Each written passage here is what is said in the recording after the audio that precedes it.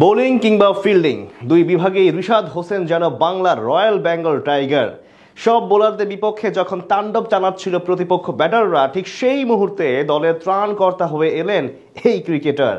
দারুণ বুদ্ধিমত্তা দিয়ে দেখালেন বোলিং ভেলকি, পাশাপাশি ফিল্ডিংয়ে বনে গিয়েছিলেন বাজ পাখি। রিশাদের এমন দুরন্ত অ্যাপ্রোচ নিয়ে বাকিটা জানবো রিপোর্টে। অভিষেকের ব্যাটিং ঝড়ের মাঝে রিশাদের জাদু, গিল দুবেকে ফিরিয়ে শুরুতেই জোড়া আঘাত।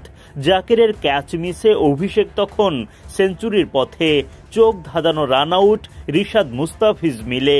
জাকেরের রিভিউয়ে ফিজের পকেটে সুরিয়া, প্রথম বাংলাদেশি হিসেবে 150 টি-20 উইকেটের মাইল ফলক দ্য ফিজের। ভারতের বিপক্ষে মহা গুরুত্বপূর্ণ ম্যাচে 4 পরিবর্তন নিয়ে মাঠে নামে বাংলাদেশ। চোটের কারণে নিয়মিত অধিনায়ক লিটন দাস মন ভার করে মাঠের বাইরে। ক্যাপ্টেন্সির ভার জাকের আলী অনিকের কাঁধে। টস জিতে আগে বোলিংয়ের সিদ্ধান্ত নেন তিনি। মাঠে নেমে বড় ভুল অধিনায়কের। মারকুটে অভিষেক শর্মাকে ভরকে দেন তানজিম সাকিব, কিন্তু জাকের মিস করে বসেন ক্যাচ। অভিষেক গিলরা ক্রমেই চড়াও হতে থাকেন টাইগার বোলারদের ওপর। অভিষেক শর্মা রীতিমতো তাণ্ডব চালান মুস্তাফিজ সাইফুদ্দিনদের ওপর। পাওয়ার প্লের 6 ওভারে বিনা উইকেটে 72 রান তোলে ইন্ডিয়া।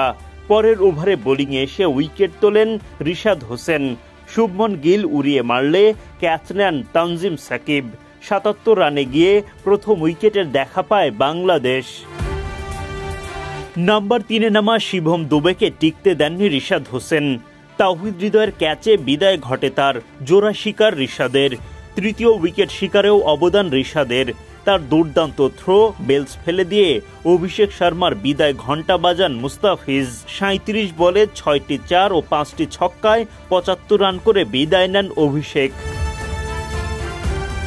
বাংলাদেশের হয়ে চতুর্থ উইকেট তোলেন কাটার মাস্টার মুস্তাফিজুর রহমান।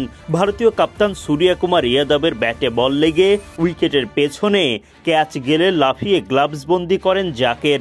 যদিও ফিল্ড আম্পায়ার আউটের সিদ্ধান্ত দেননি, তখন রিভিউ নেন বাংলাদেশ কাপ্তান। ফলে মুস্তাফিজ নিজের প্রথম ও বাংলাদেশ পায় চতুর্থ উইকেটের দেখা।